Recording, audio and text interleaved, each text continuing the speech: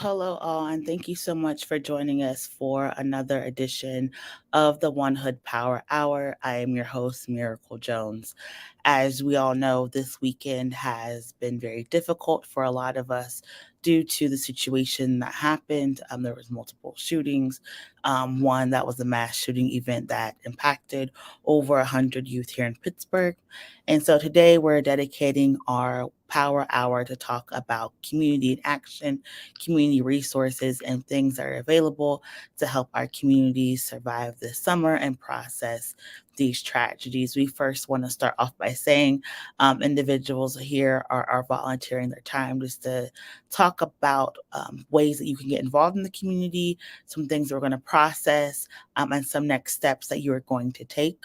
We do, again, ask everyone to be gracious and kind in the comments. A lot of people are going through this tragedy, some for the first time, some were triggered from prior events.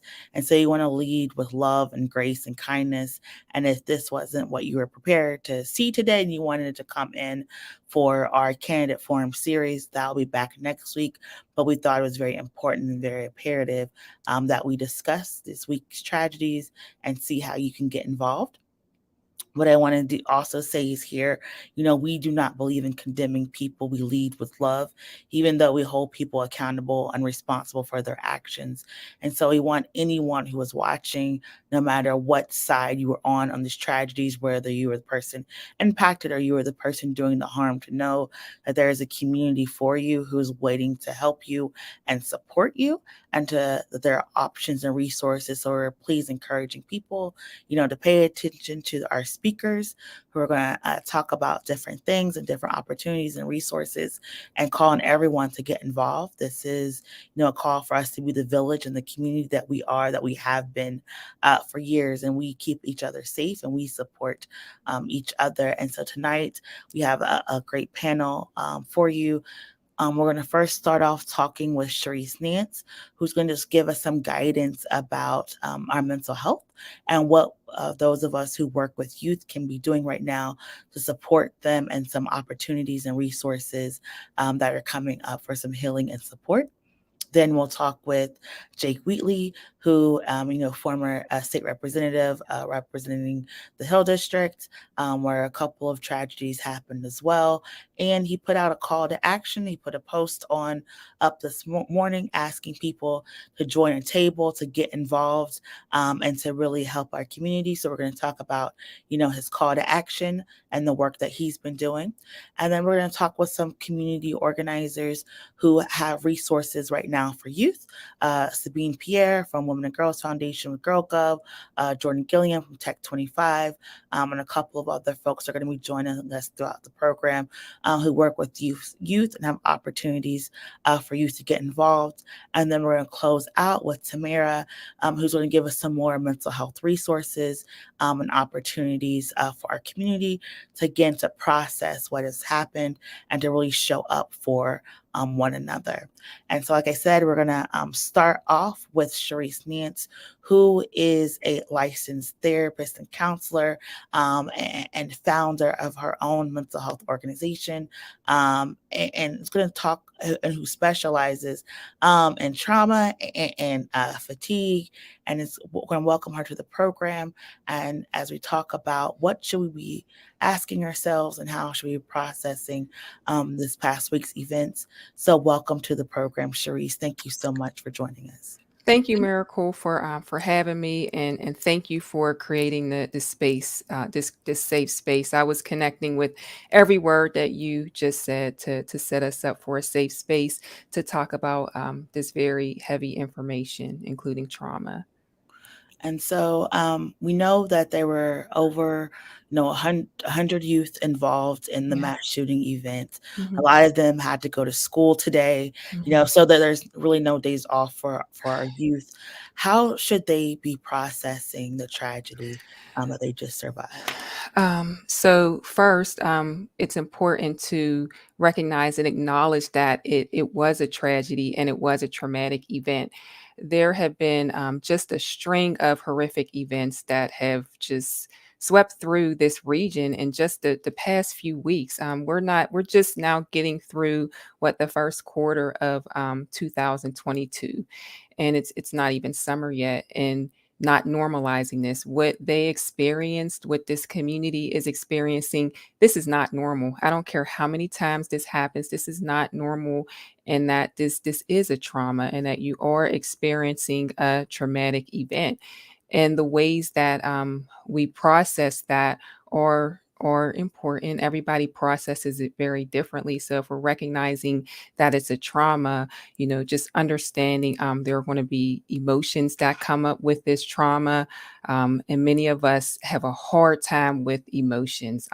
We don't know what to do with them when they come up. Many of us were taught that certain emotions are bad, certain emotions are good, but emotions just are. So just allowing ourselves to just experience those emotions just as they are. They're not good, they're not bad, they don't make you a bad person. They make you a human who has been through something that is horrific. So there are going to be emotions that come up with that, such as anger, hurt, disappointment, fear, rage. All of these emotions are very common when we experience a horrific event. And then there are going to be thoughts and beliefs about ourselves. Is the world a safe place? Can other people be trusted? Can I be trusted to make the right decisions? And then there are going to be thoughts that come up. So these thoughts, these emotions, these beliefs about ourselves and other people, the body sensations that come up, sometimes the heart racing, that's very common when we experience a traumatic event, or when our stress is on really high, or when we're activated, a change in our breathing, a change in our body temperature. So all of these are pretty common when we've experienced a traumatic event. Thank you so much for sharing some of the things to look for. Hmm. A lot of people are talking about, having to process with their youth, Hmm. what happened and what questions should parents and guardians be asking their youth to do check-ins. Yeah.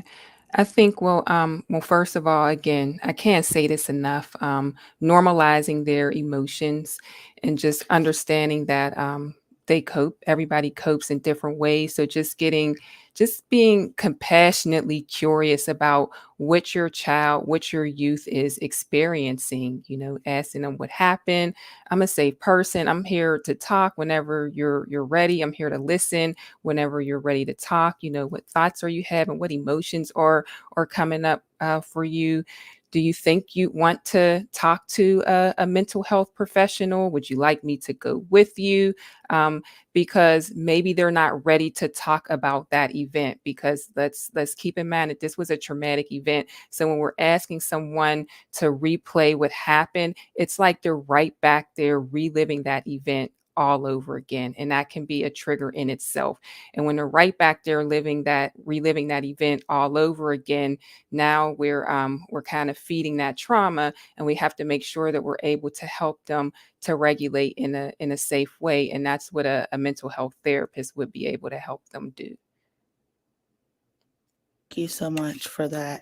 And so, what are some of the signs of like stress, trauma, and grief? I know you said paying attention to the body, but for like teachers or people who are working or employing youth, what are some signs that they need to be looking for? So I know a lot of times we talk about like when we think about trauma responses, we think of it in terms of like fight, flight, and freeze. So you might notice some aggression, you might notice some more anger, you might notice some rage. Maybe you notice shutdown behaviors where maybe the youth is just seeming kind of like spaced out or disconnected. That could be a sign of dissociation. That's a trauma response that we refer to as freezing, because it's a way that our body or nervous system attempts to process the trauma to keep us safe, because at this point we're in a state of survival. Um, Feeling overwhelmed, having a hard time concentrating and being in the moment, worry, anxiety, hypervigilance, where there are those kind of like those jumpy responses, um, and just um, fear. So those are some of the more common trauma responses that I think that it's important for teachers and adults to make sure that they're on the lookout for. And then, like I said, the kids had to go back to school today. Hmm. So, how should, as you know, my last question is, how should teachers, be proceeding? Everyone has their own thoughts about what happened, but these children survived a near-death experience. Some of them were providing first aid response to their friends. The videos that were put out were very traumatic. So, what should teachers be doing right now? So right now, I think a teacher's role is going to be very similar to any adult or caregiver or parent's role. When you're in that teacher role, you're still charged with being that caring adult, and it's important for teachers. I know their jobs are very, very hard. I could not imagine, just on a day-to-day basis managing a classroom, and now, with this pile up of trauma and losses, and having to, try to function in a role that you might not necessarily be trained in. So just trying to extend as much grace and compassion as possible, to the youth in your classroom that you interact with, just understanding that they are not going to be functioning the way that you would be used to them functioning. They just experienced a horrific trauma that can that overwhelm their ability to cope, that can impact the trajectory, not only of their childhood life or their adolescence, but the rest of their life. So we want to keep that in mind and proceed with them as, as we're thinking about those things. And when we're extending this grace, just allowing for more breaks throughout the day, because when we experience trauma, our nervous system gets overwhelmed very easily, having a hard time staying in the moment. So just having frequent breaks throughout the day is important. That means standing up, walking around, getting a drink of water, because these type of movements will help to metabolize that trauma. It's important for trauma and stress to be metabolized. Even when I offer, trainings and workshops, just us talking about trauma, if I'm doing it for more than an hour, we're taking a break, we're standing up, we're walking around, we're getting water, because the nervous system can just get so overwhelmed, and it can cause us to tense up and actually re-traumatize ourselves. So healing happens in a relaxed body, and a reflective mind. And if we're experiencing that trauma, we're in a tense body and a reactive mind. So we want to do whatever that we can do to make sure that we're activating that relaxation part of the nervous system, because right now, with everything that they've experienced, the survival part, the reactive part, of that nervous system is activated right now. Thank you so much. And you talking about doing what we can. You have an event coming up in a couple of weeks. Yes. Can you just talk about that event and we'll put that link in the chat? Yes. So, my business partner and friend and I, Tess Kinney, who runs hand in hand counseling services with us, along with UPMC, along with county, along with NAMI, along with Safe Task Force, along with Trey Tipton. He was a part of the Pitt Panthers at University of Pittsburgh. He's also a social worker, so he's going to be a part of this event. He's going to be the keynote speaker. And a couple months ago, before this happened, we saw a need to put something together for the community, and it just finally started coming together. And it just so happened that the flyer and all of the information got finalized within the last week, and we were able to put the flyer out today. And I'm grateful that we were able to put it out today, because it's needed. So it's a free mental health, wellness, and suicide prevention event and Mental Health Awareness Month on Saturday, May 7th at Penn Hills High School. Penn Hills High School was also a huge supporter of this. They donated their space, so it's going to be in Penn Hills High School from 1 p.m. to 4:30 p.m. We're going to make sure that everybody has the information. You can register on Eventbrite. It's a free event. So the purpose of this is just to make sure it's for youth. So we're going to have a panel, and we're making sure that we have youth on there, so youth are able to see people who look like them, see people who have possibly had similar experiences as they have had, and connect with them. We're going to be there as well to offer resources, to offer support. There are going to be workshops. There are going to be opportunities to learn how to ground yourself. And we always talk about regulating emotions and doing breath work and mindfulness meditation and yoga. There are going to be opportunities to do that there. I think Roland's going to be there leading the line dancing. You're going to get questions and answers segment. And yes, there's going to be food. Sometimes I get asked that about event. Is there going to be food there? Anytime part of an event, we're going to make sure that you are fed. So it's a free event to the entire community, being held on Saturday, May 7th from 1 p.m. to 4:30 p.m. at Penn Hills High School. And we'll make sure that everybody has the information. Thank you so very much, Mhm. Sharice. I really appreciate it. Mhm. I hope you enjoy the rest of your day. Thank you Thank so you. much. Thank you for having me and trusting me. Thank you. Mhm. And so, thanks again to Sharice for hand in hand counseling. You can go to their website to find out more information.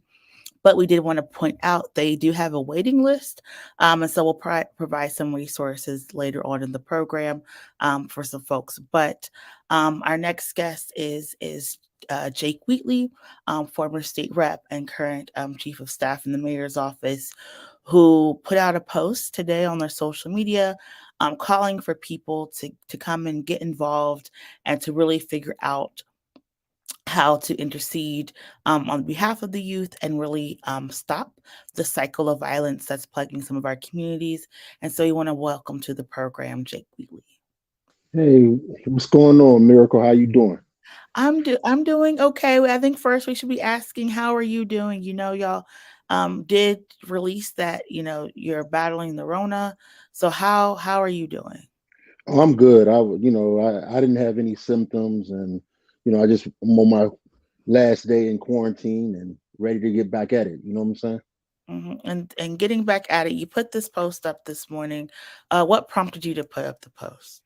You know, just this weekend was heavy for me. Actually, the last couple weeks have been very heavy because in our community, we just faced so many different issues, but this violence issue is just something that's weighing on my heart, on my spirit. We've been trying to have these conversations. Many of us have been having this conversation for years around how can we really transform this culture of violence that's kind of taking over, and it has ebbs and flows. But I was reading recently in the Times how across the nation there's a surge of this violence happening in different areas. 142 mass shootings in this year alone. 142. And that's 4 people being shot at one period of time or not.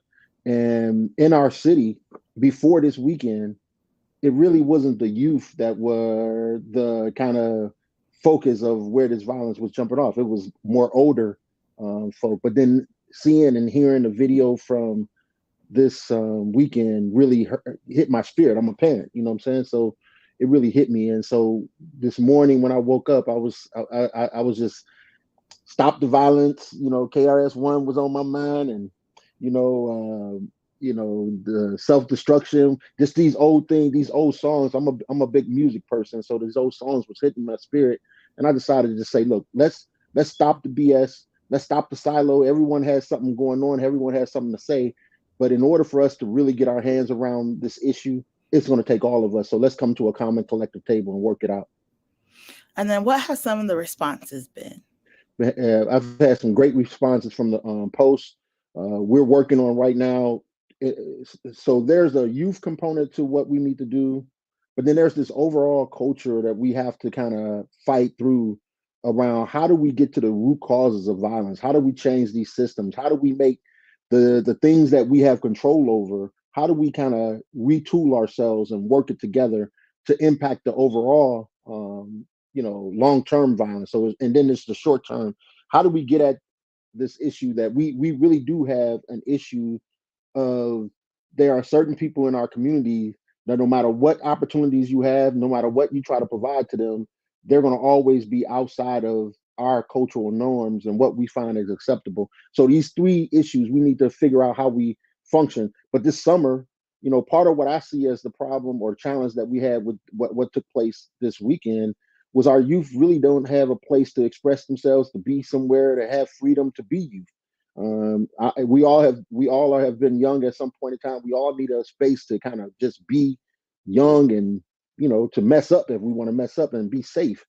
And so, how do we create spaces that are safe for our youth to express themselves and do what they need to do, and have some nurturing opportunities for that? So we have to create that. We know in the summer. So how do we put that together? But then we also have to, like I said, address these long-term systemic cultural battles, because none of us are born violent creatures. We learn that we are put in spaces that's cultivated, and that's becoming the accepted norm. I was talking to several people now, and it's like, you know, we have these shootings and these killings, and we see these black bodies dropping, and as long as it's not our family member or our friend, we're kind of numb to the death and destruction. And I think we have to get that back into a normal place. So how do we do that? So I'm just really ready to go to work to that and continue to do the work of that. And like I said, the response to my post has been great. I mean, a lot of people have said, "Look, I'm ready to step up. I'm ready to drop all the ego and all the other stuff, and let's just try to figure this out." And I think that's why I love working for this mayor, because this mayor gives you that space to kind of really create that. He's like, let's stop working in silos. Let's really get at these long term issues. And you're talking about long-term issues. You said earlier that there was some resources for mental health. We just were listening to Sharice. Can you just talk a little bit about that? Yeah, so I got a text a couple 30 minutes before I was coming on here from Ramon Hart, who's over at the Rivers Casino. And apparently, County Councilwoman Liv Bennett reached out to him. They're going to work on getting therapists, Black therapists, over the next 5 to 6 Saturdays that will be open and free to anyone. The locations, I think, are still being worked out, but they're going to have one in the north side, one location in the Hill, one in the West End, one in McKees Rock, and I forget where the other one is, but I think I've sent you. There are 5 locations that they're trying to work out, and because they know these types of traumas are impacting our children, our youth, but they're also impacting our adults, and I think all of us have to take a step back. And again, these types of things aren't normal. I don't care how many times they happen. I don't care how much we think they're the normal state. It's not normal. It's actually abnormal, and we need to have professionals and who can work with us to understand that this we can't just accept this and think that this is just the way of life. This is not the way of life. Perfect. And to reiterate, those were Hill District, Northside, McKee Sport, Homewood, and the West End. And so, for somebody who's watching this, or for someone who wants to get involved, how can they reach out to you? How can they connect with you for these issues? Yeah, so I'm going to give you my work email, and I'm going to give you my cell phone. And this is what I tell the mayor not to do, but I'm giving my cell phone because we Just do we your work email. I I'm don't. I gonna don't do want. I don't want Miss Angela to be upset with us.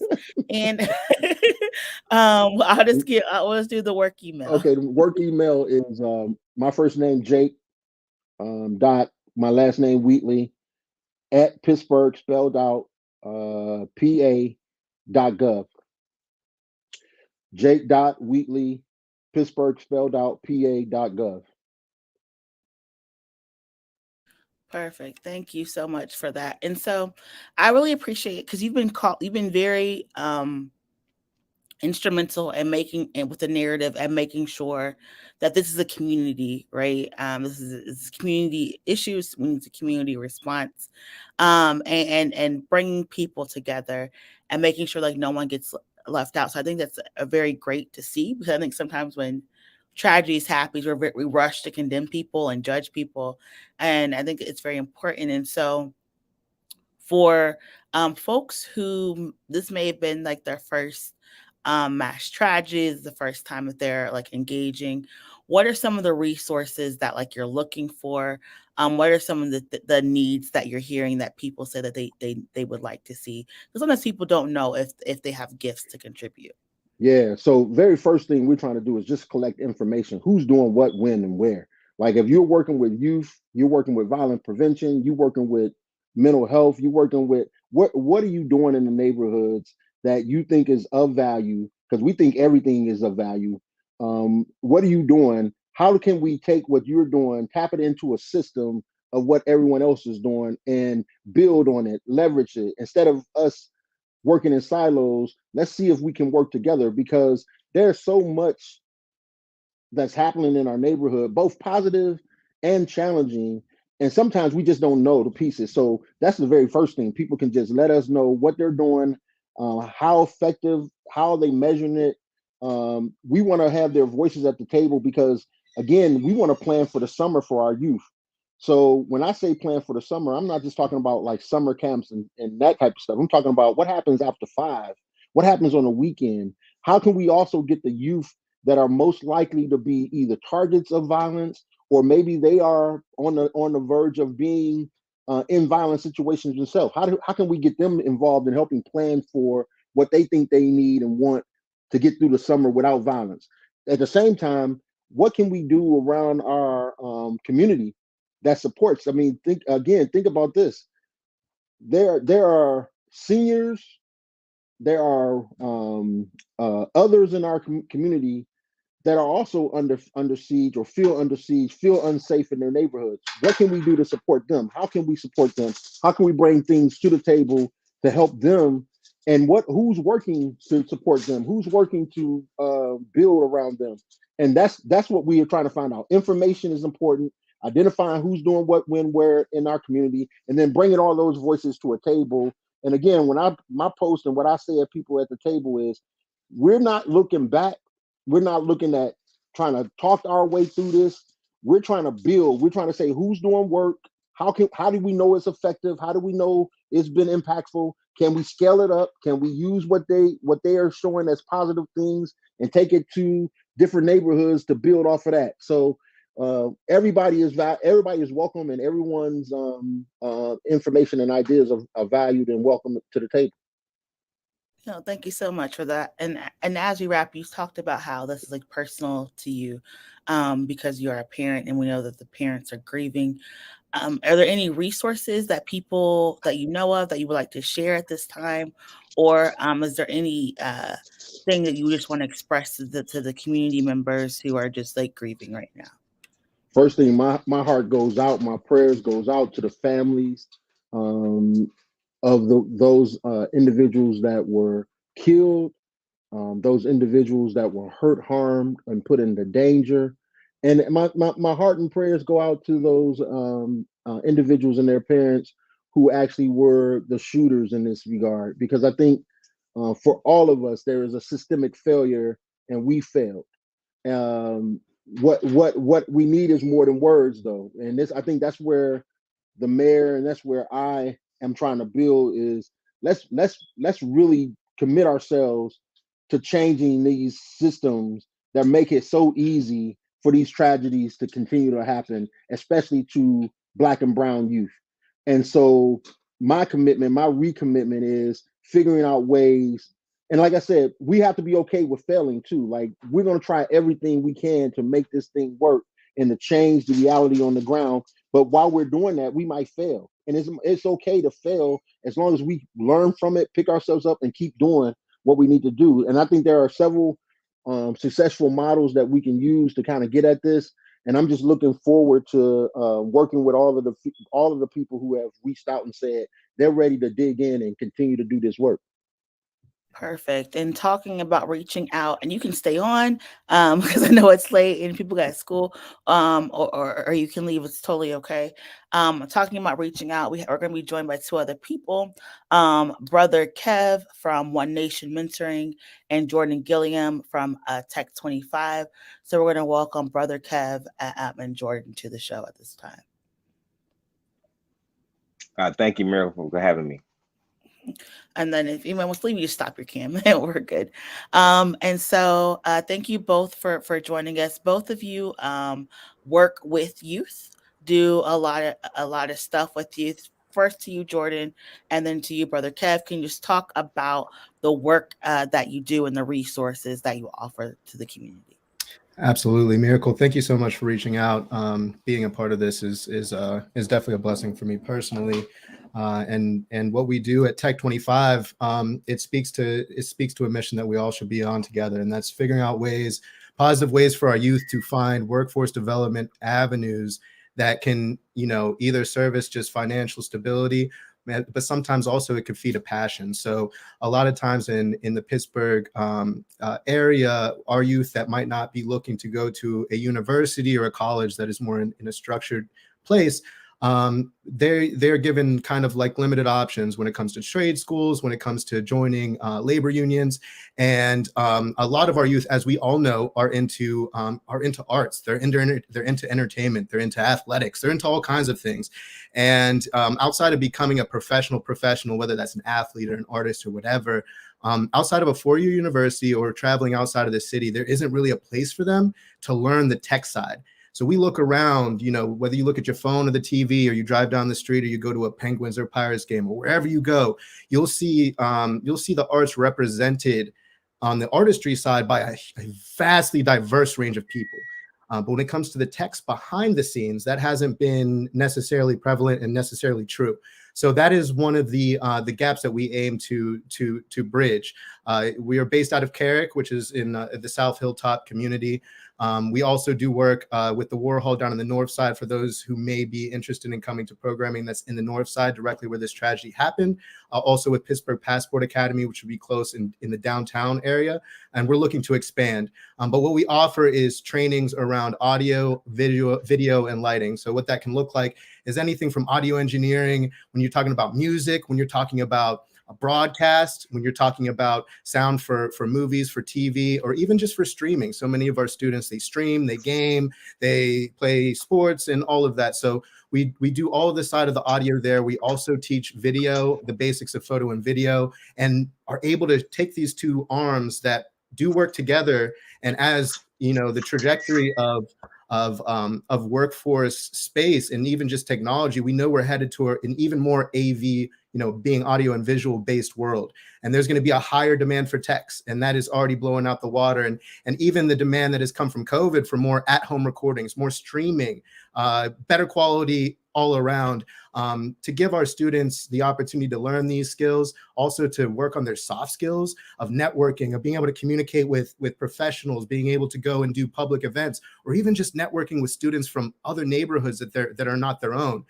We see all of that as super, super beneficial. And through the support of the city of Pittsburgh, Allegheny County, and many foundations, we've been able to offer these programs to our students either for free, and also the ability to offer stipends for those who we all know may be suffering from a loss of work or a loss of income that comes from trying to get involved in a training program, or just the transportation factor.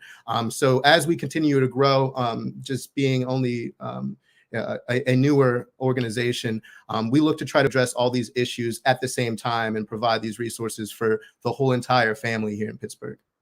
Thank you so much. It's very interesting and very needed resource. And Brother Kev, I want to say a person who needs no introduction, but again, this is what we're here for, to talk about the resources with One Nation mentoring. A lot of people may know you from the sneaker ball parties that you throw, but can you just talk a little bit about One Nation and the services that you provide?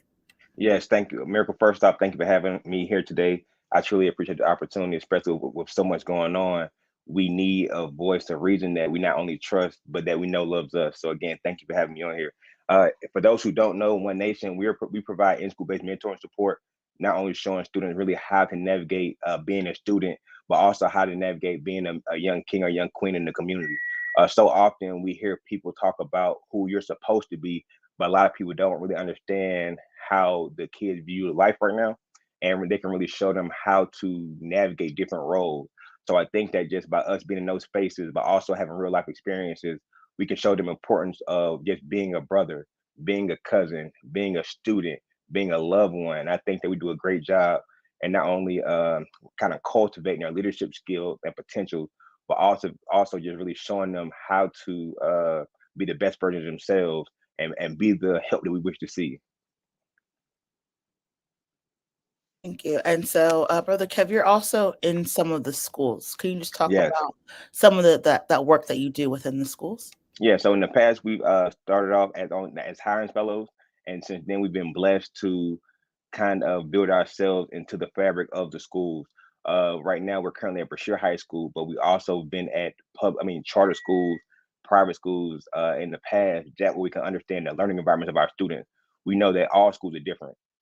Public school is different than private schools, but I think that if we do our research and by us being in those spaces, we are now best equipped to really help serve all of our students, because although parents send their kids to school under the impression that school is how they think it is, it's something totally different. So by us being that familiar face that the kids know love them, that's a safe place for them to be themselves, but also really showing them how to take advantage of opportunities inside of school and not seeing school as really an obstacle, but helping them see it as a path for success. Great, thank you. And coming to you, Jordan, you talked a little bit about the stipends the program offers and the skill set, but can you just go into like what services and programs Tech 25 provides, what age range, and how people can get involved in the programs? Sure. So we kind of operate right now in two arms as we do approach the third of having fully virtual available offerings, which is going to open up that equity and access in ways that we can't necessarily we can't do with the physical location. But we have kind of two, like I said, two arms. So we have our in-school engagements that are varying from anywhere from kindergarten all the way through 12th grade, where we're able to go into the schools like Cornell High School tomorrow I'll be going into, and that'll be for elementary and middle school ages. Now, for those ages, it's more about just engaging with them, starting a conversation, opening up their mind to the idea that there are trainings that are available to them in Pittsburgh and resources that are here for them, and also just have a mind on the behind the scenes nature of what they are encountering, whether they're on their phones, computers, TVs, going around the city, like kind of like I said earlier. As we approach high school, it gets a little bit more serious. So our partnerships with Carrick High School, Environmental Charter School, we just were at Brashear actually 2 weeks ago with Big Brother and Big Sister. With those engagements, it is partially based on what I talked about with elementary, middle school exposure, having ideas about like what are the techs behind the scenes, giving them hands-on experience with some gear that we'll bring in. But the bigger thing is to get them involved in our workforce development programs. The workforce development programs are open for students from 16 years old all the way to as old as you would like, if you're interested in the training in these spaces. What it looks like is starting off in what we call audio basics, and then we're also launching our video basics. It's just a 2-hour twice a week. So Mondays and Wednesdays from 4 to 6 p.m. you come for 4 weeks. That's 16 hours of total training, where again, it could be free or it could be paid, depending if you apply for a scholarship. And you'll come in, you'll learn the foundations of audio, the science of sound, and you'll get your hands on a lot of cool gear. You'll see what it's like in the DJ realm, acoustic, electric, hip hop, producing, all of that. But where you go from there, we're able to, for our partnerships with production companies around the city, also the local union, IATSE, and in the various theaters, the many theaters around the city, we are able to offer 100% of our students additional apprenticeships and actual real life job opportunities. So a good example is our audio basics and our live sound apprentices were all offered the opportunity to work on the Justin Bieber concert a week or so ago. It was also Toby Mac at the Peterson. The week before that, it was WWE. So now is the work going to be super grandiose and blown? No, you'll be in the space though. You'll be around really, really cool entertainment. You'll be pushing cases and all that. But they also start at $33 an hour. And it could be one of the best part-time jobs you ever have. So there's like a lot of channels that we can take it from there, but it does start with the audio basics, the video basics, and then our early level apprenticeship programs. Perfect. Thank you so much. And coming to you, Brother Kev, you talked a little bit about, letting people know the importance of being. When you're going and you're teaching in the classrooms, what are some of the feedback and responses that you're getting? And what are some of the needs that you're seeing that are not being met right now? The feedback they're receiving is amazing, but it's also truly sad. our kids seeing us is sometimes they've seen Black male educators in that space. So they sometimes really don't, they love being with us, but as they go into other classes, it sometimes makes them feel more uncomfortable just because now they know certain language, they know certain things. So it's eye opening, it's amazing, and it's truly rewarding.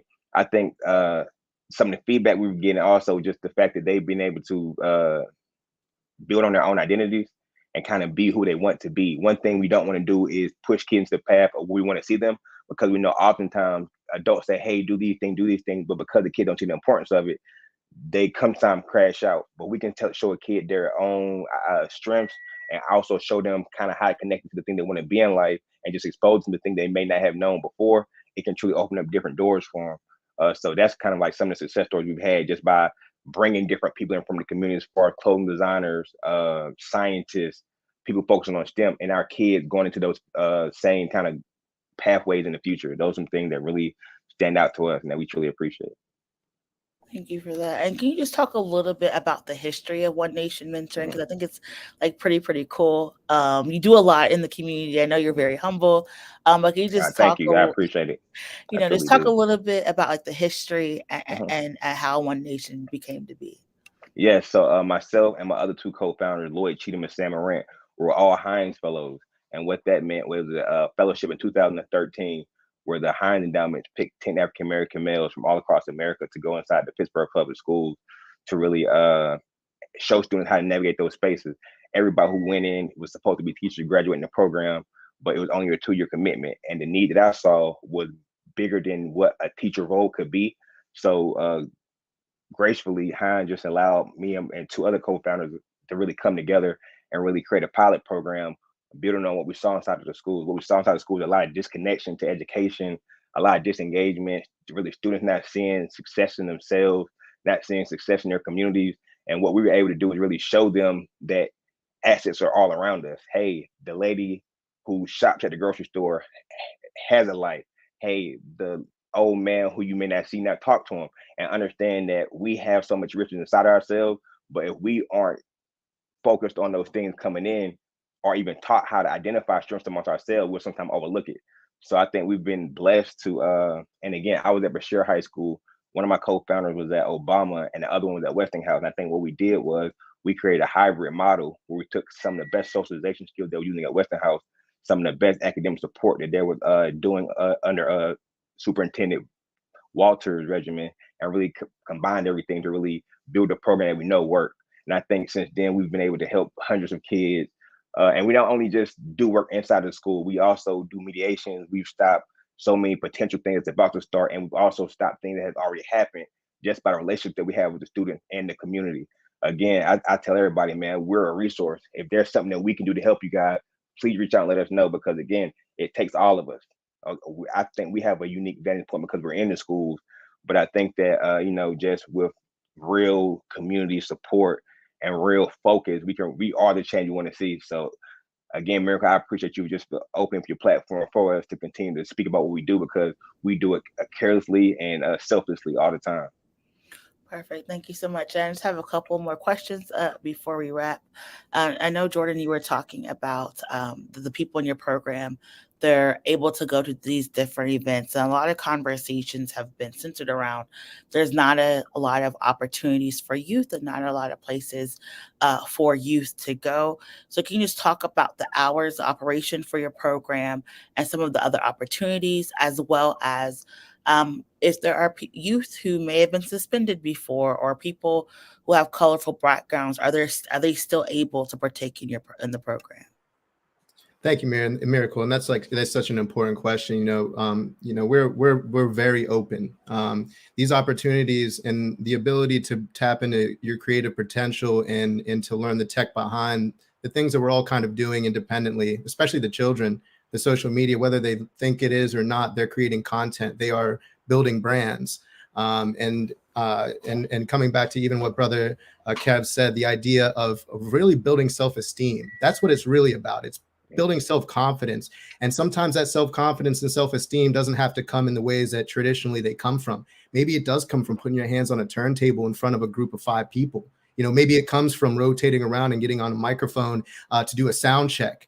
maybe it's, we don't know what it is, and for everybody it could be slightly different. So now, as far as our hours of operation, in the summer we're going to be launching a lot of summer camps, so anybody interested in those, please reach out to us. But as of currently, all of our programming is built so that students coming out of high school can make it there on time. So everything starts at 4 at the earliest, and we understand, especially with the bus situation, what's been happening this year. Some of our programs will do the 4 to 6 and then a 6 to 8. So everything is in that 4 to 8 realm, Monday through Thursday right now. If you go to tech25.org, you can see the updated calendars. You can go to the student services tab and apply. You can see the scholarship application there.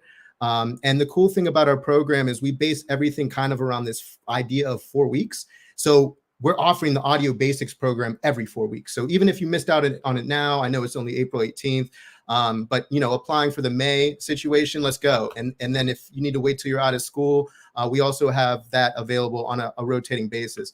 Now, our live sound apprenticeship programs, those also rotate. And what we've looked to do with the in-between hours and our extra days and spaces is we want to open it up for students to come and get free lab time. We bought 10 iPads, 10 Akai MBK keyboards and headphones. We were building out our audio studio lab so that students can come in and do audio and video editing. That is in its infantile state. It's just some people that have been in our program taking advantage of it. But as this year, we're looking to service, just in our apprenticeship programs, over 200 students, going from only 3 dozen last year. We're just really excited to see the space open up into more of a community-centristic vibe. The same way as we partner with the city of Pittsburgh to help them with the community centers and the Rec to Tech initiative, we also want our space to be something for those students as well, where they can not only get access to gear and put their hands on stuff, but they also have access to mentors. They have access to come in and be around people that actually, they've done it for a living, and they look like them. They're from where they're from, and it's really beautiful to see what kind of that intimate network, what it kind of grows into for these students and these classes individually. Thank you so much. And to come back to you, Brother Kev, because I think it was very important. You said that sometimes One Nation does mediations. Can you just talk a little bit about that and that process? Because we know Sharice at the very beginning was talking about how some of the youth may be traumatized and be stressed out. And so these next few weeks are going to be very trying for them. Can you just talk about some of the mediations, and for teachers who are working, how they can get in contact with you and some best practices that they can use? Most definitely.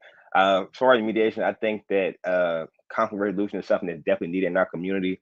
A lot of us have never been taught how to resolve things the right way. As soon as we get mad or get upset, we think that fighting is the first thing we should do. We don't even think about talking, or we think about using offensive language or disrespecting somebody is a way to get our point across. Not understanding that we all want the same thing. We just got to figure out different ways to get there. So I think that mediation is one of the most important things that we do, because we're able to get people to take a step back and be able to think critically and have empathy for others. Because it's sad, man, but our youth are going through a lot. They are normalizing what we see every day, and what we're calling crazy, they're like, no, don't worry about it. It's normal. This is what's supposed to happen. So, I'm blessed to teach a class every day and to have the realistic understanding from our students of how they see the world. They don't really tell me what they think I want to hear. They tell me what it is. And my job is to work through those things to really connect the dots about how I can find the right type of support. So I think mediation is the first step, because it allows us to be vulnerable, let our guard down, but also be able to express ourselves in a more productive way. I mean, anybody can fight, anybody can argue, but to really be able to express yourself, you feel better getting your point across, but also that somebody understands what you're going through. And now you have a new bond that you can really take. I think as educators, one thing we can do is just teachers, leaders, as loving adults, is just to listen, and not listen to speak, but listen to hear how they're thinking. That way, with your adult sense, we can step in and connect the dots for them, because a lot of them are doing things that they think they should be doing. And social media, although we got social media as adults, they grew up in it, and it's different for us and them. We see it as a different and as a tool to get certain things across, to do certain things. They see it as real life. Anything that they see online is real. Anything that's on Google, they take as fact without fact checking it. So I think that just by listening, being around, being aware, and just loving those around us, those are the things we can do as far as really just helping break the initial barriers to really move forward and have honest conversations. And can both of you, as we wrap, just talk about how people can get in contact with you all?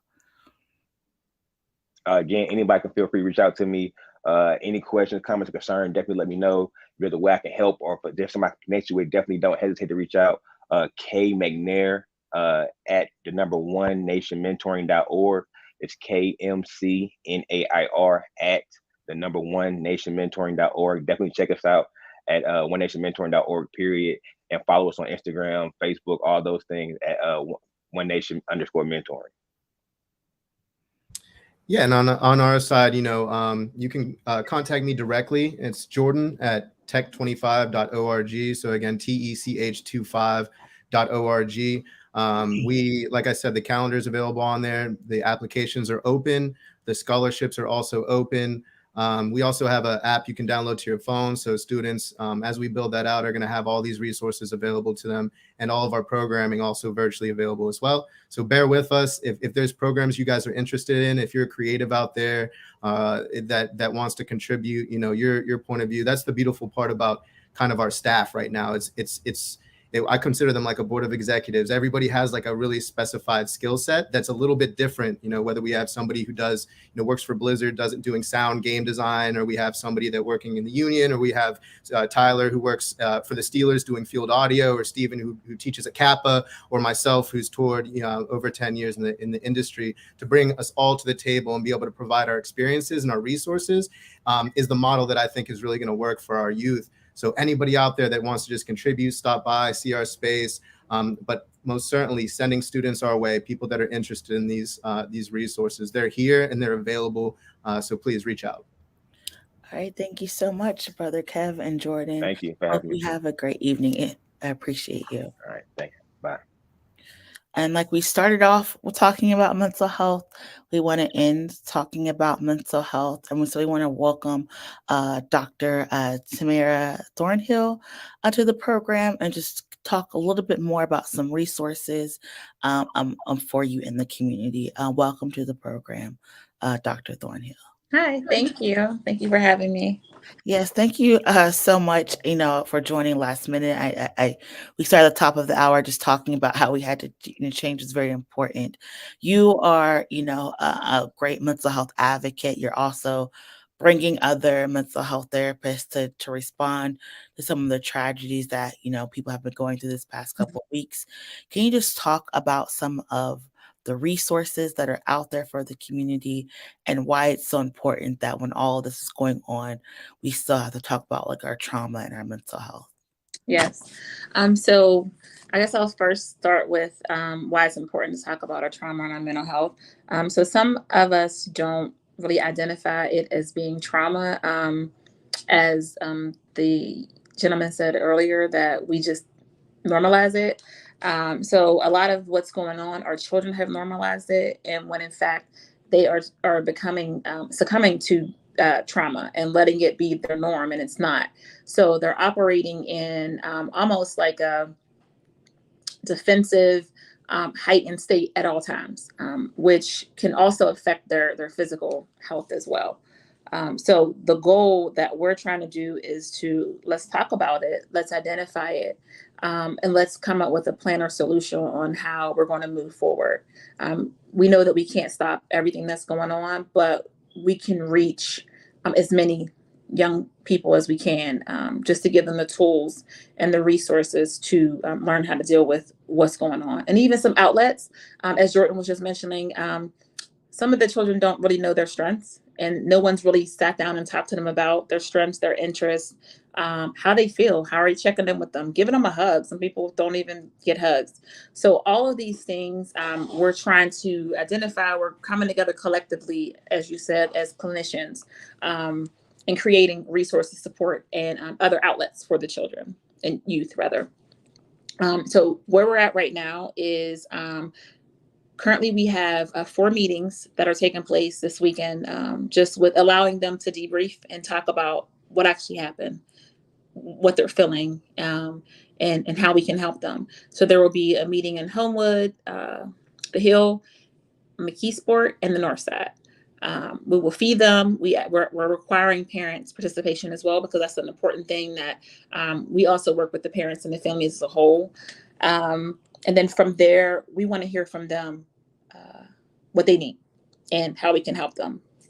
More importantly, what they need from us, because a lot of meetings are taking place and the children are not being involved, and we're talking about them, we're making plans for them, but we're not including them, and they're actually the stakeholders in the situation. I work for community empowerment, so we also offer healing circles, and any community member is available. They just have to call the main number to sign up for those services, and they'll be connected to a therapist and or resources that they're in need of, because everybody doesn't need therapy, because therapy is a clinical term, but we do offer therapeutic services. Like we have yoga, we have painting, we have the sister circle, we have different resources that are also healing in itself. And yeah. And you talked about these meetings. Were they? You said this upcoming weekend? Yeah. So a flyer is being generated, Okay. and it'll definitely be released tomorrow, along with the press release. So there will be, like I said, one in Homewood at CKV Suites, and then the Hill at the CEC. Mm-hmm. And they're just so that we can reach different avenues of Pittsburgh, so that we're not centralizing it and making everyone come to us. I will also be meeting with a group of clinicians that have offered their services in their time to not only work these groups, but also work with the youth that come from these groups. So they'll be able to come, sit down, talk, and then be connected to a clinician that will follow with them, work with them.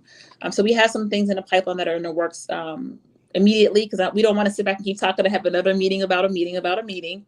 So we want to implement these things as soon as possible. But yes, the information will be disseminated tomorrow, but they will definitely occur this Saturday. And I know you said you work at the CEA. Can you just talk about the work that you do, how people can get in contact with you? And I know you said not everyone needs therapy, but sometimes people need to know that there are resources available to them. So you just talk a little bit about that work. Okay. So I work in, we have a therapeutic support program that I'm actually the lead clinician. And so I do a couple of different modalities. We have a mobile therapy program where I go into the home and work with children under the age of 18 that have a diagnosis, and they get a set amount of hours from a written order, as we call it, from a clinician such as myself and or a physician that says they need this many hours. I work in the schools, so I am in the schools when the schools need me to do observation, to do behavioral modifications. We have students that just sometimes don't respond well to the school staff, because the school staff is predominantly Caucasian. So sometimes they call me, more than often they call me, and I come and I work with those students one-on-one in the school. I also do outpatient. So we have an outpatient clinic that individuals can come to and receive services. So I see clients weekly. And we also offer, as I stated, services to the community. So we have the Asante Healing Center. If someone doesn't have insurance, we still see them. We still work with community members. So yes, I provide services free. So if you don't have insurance, do not worry about that. If that's a barrier to treatment, please give us a call. We do face sheets. We do assessments, but we don't turn anyone away. And then we have the healing circles where once a month we get together. We have a structured conversation, but we also do a healing activity. So last month it was yoga, just teaching individuals how to breathe, how to stop, take a moment, do some meditation. But we also provided them with the yoga mat they can take home, and positions that they can also work on their own. The month before that, it was essential oils and how they're helpful to the body. They went home with essential oils and how to utilize them on their own when they're away from us, because we always want to give them resources that they can use when they're not with us. And the next one is African drum. So we'll learn movement, beats, and then dance, as our ancestors once did. So every month, like I said, it's a theme structured activity. And you can find out more about these activities, and you can find me and reach me at the Community Empowerment, which is located in Homewood on 7120 Kelly Street. And our phone number is 412-371-3689. And my name is Dr. Tamara Thornhill. So you can always just call and ask to speak to me. And if I'm not in, they'll take a message and I will get back to you as soon as possible. And as we wrap, can you just talk about, for people who are trying to process what happened, who are trying to show up, who don't want to normalize, these events. What should be some of the questions that they're asking themselves, that they're asking the youth, and just to start the conversations around just like healing and processing. Okay. So one of the questions that they should ask themselves is how they're feeling at that moment, how they feel about what happened, and what did they do after it happened, and what do they feel has helped them up until now. What do they normally do when things get hard, when they get, traumatic, when they get rough? Like, who has helped them before, or what has helped them, what has not helped them? Just to allow them and ask permission from them to come into their space. Because some people might need a hug, and they might need you to speak with them more intimately, but you should always ask permission before you enter someone's space, because they may not be used to someone interacting in that manner. And also just would they like to be connected to additional resources or someone that they can speak to more about their problem. Well, Dr. Thornhill, thank you so much for taking, this last minute request at the end of your day to join us. And thank you so much for sharing the resources. We'll share the flyer out Yes, tomorrow to remind folks to get involved. So thank you so much. Okay. And thank you for having me, and you have a good night. As you as well. Bye. And so I hope that tonight's show has given you some resources for you to follow up on, some places for you to start engaging. Again, we really, really, really want to encourage everyone, whether you were at the event or if you watched the videos, to really reach out. I know that there are a lot of therapists who have wait lists, some organizations that you can reach out to. Of course, Resolve, Still Smiling, and we'll put them in the comments as well. The East End Therapy Center, Center for Relational Change, a Peace of Mind services. We want people to understand that they are not alone. A lot of times events happen and it becomes very isolating. We want people to understand they're not alone. There's a community and people bringing resources behind them. So again, thank you so much to all of our panelists. Thank you so much to County Councilwoman Liv Bennett for putting this initiative together, to getting the support for people, the Community Empowerment Association, One Nation Mentoring Tech 25, Hand-to-Hand Counseling, and so many other folks who are providing resources for our community. We're going to have some more conversations. There are some more people who are supposed to join us, but had scheduling conflicts. And so we're still going to bring them to the table to share. We have a lot of programs out there. And again, as Jake said, we can't continue to work in silos when it's our youth and our babies who are at risk. So again, thank you so much for everyone for tuning in tonight. Again, next week, we'll be back with our regularly scheduled candidate forum series as we have election on May 17th. A reminder, you have until May 2nd to register to vote. That is one way to get involved and get resources. Again, our elected officials are showing up and providing resources because we were able to put them in office. So again, it's so important that we have people in our reflective democracy that represent us and our values. So please make sure you're registered to vote.